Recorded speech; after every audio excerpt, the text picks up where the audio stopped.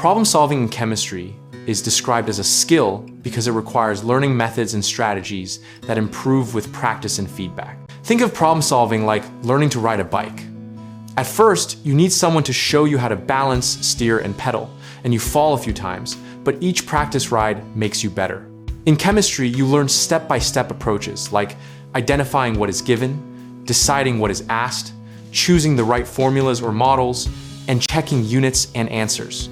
Practice helps you recognize patterns such as conservation of mass, how acids and bases behave, or how electrons move, so you can apply the right steps faster. Feedback from teachers, worked examples, or checking your calculations helps you correct mistakes and refine your approach until the steps become automatic. Students often try to memorize isolated facts instead of practicing processes, which leads to confusion when problems change shape. The fix is to practice full problems and explain each step out loud. Another common mistake is skipping units, or not checking whether an answer makes sense physically.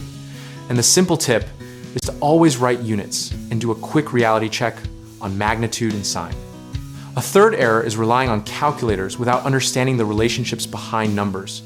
So pause to sketch a diagram or restate the problem in your own words before calculating. For more videos and resources that help build chemistry problem solving as a true skill, check out www.gumballdegree.com.